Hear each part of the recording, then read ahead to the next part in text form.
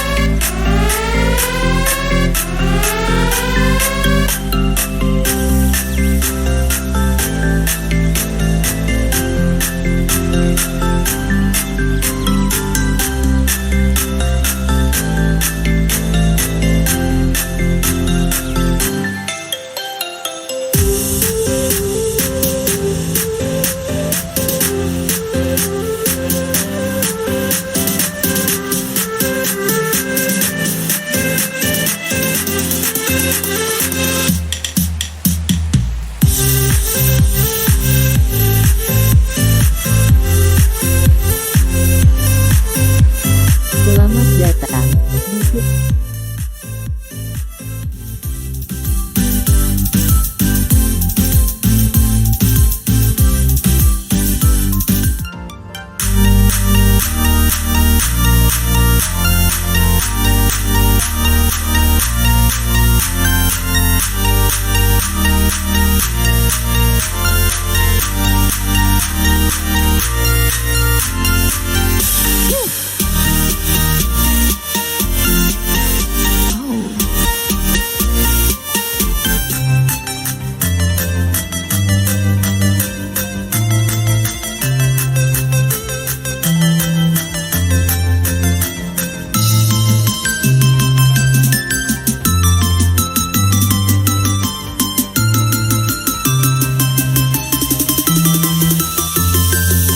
Selamat datang di mode edukasi mengenai bencana kebakaran.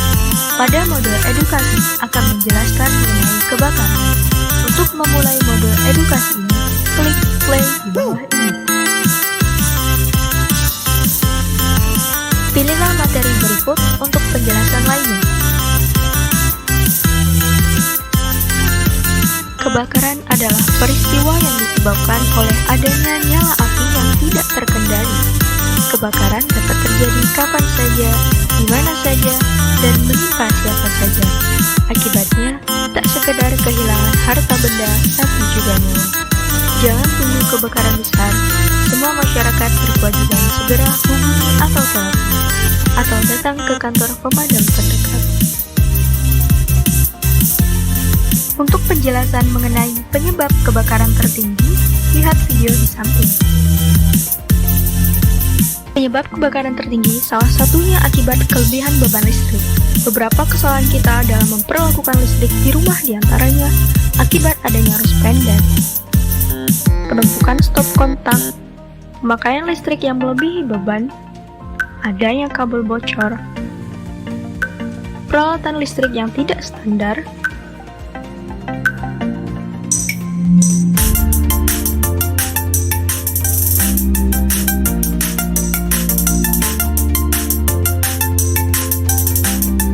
kelas A, benda padat kecuali logam.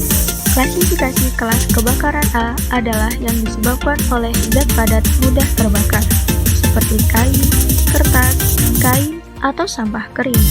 Kelas B, bahan bakar cair atau gas.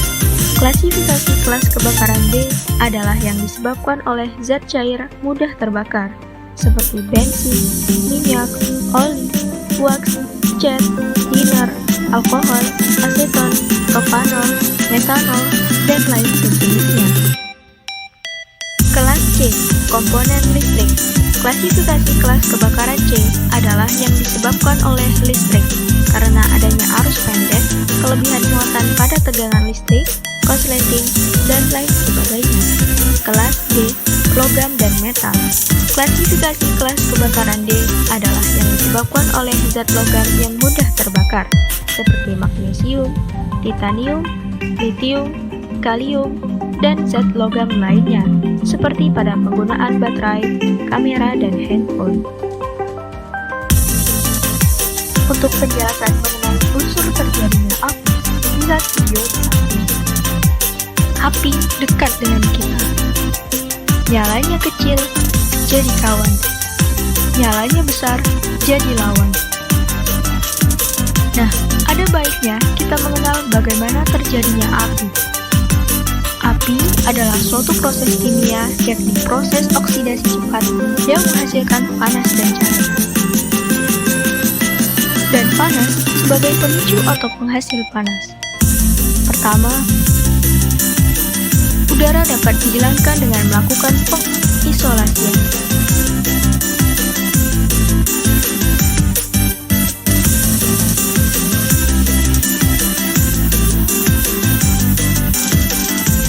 Untuk penjelasan mengenai karung goni atau kain mentah, lihat video di sini.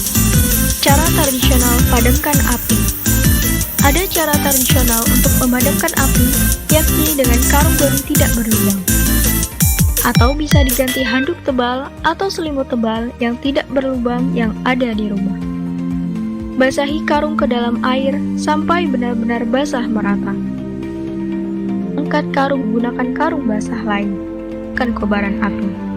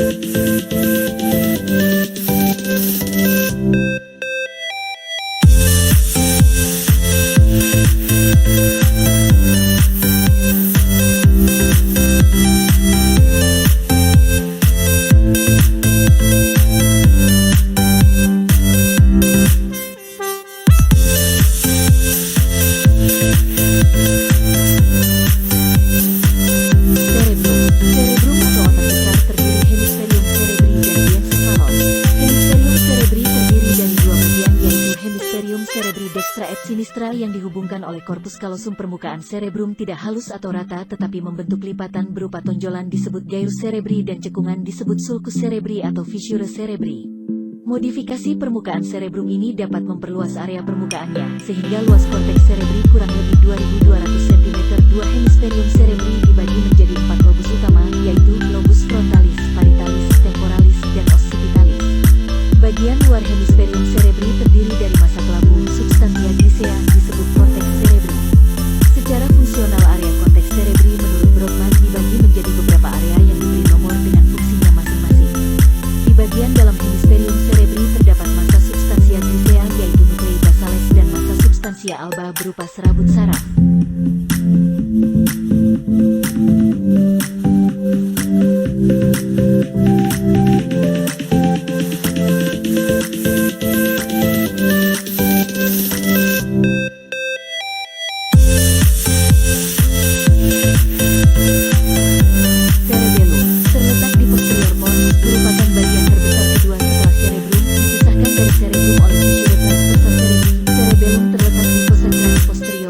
posterior ventriculus quadratus pons dan majola oblongata terdiri dari dua hemisferium cerebelli yang dihubungkan oleh vermis. Cerebellum berhubungan dengan bagian posterior puncus cerebri melalui berkas simetris yang disebut peduncle cerebellaris superior, medius hemisferior. Cerebellum dibagi menjadi tiga lobus utama, yaitu lobus anterior, medius, dan proximodularis. Sebagaimana pada cerebellum, substansia nucleanya membentuk korteks di sebelah luar dan substansia alba di dalamnya. Pada potongan sagital, gambaran substansia alba di dalam tampak seperti pohon, disebut arbor vitae. Fungsi cerebellum koordinasi ketepatan dan memperhalus gerakan, menjaga postur dan keseimbangan, berperan dalam fungsi kognisi dan bahasa.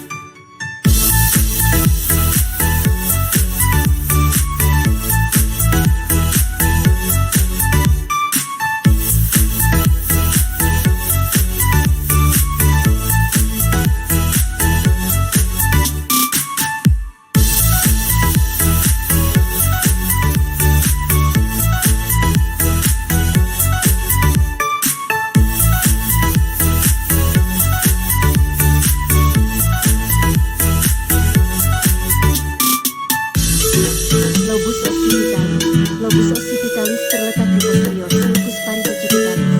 Fungsi utama lobus occipitalis untuk persepsi sadar stimulus visual. Area fungsional utama di lobus occipitalis yaitu 1. Area 17 yaitu area visualis primer. 2.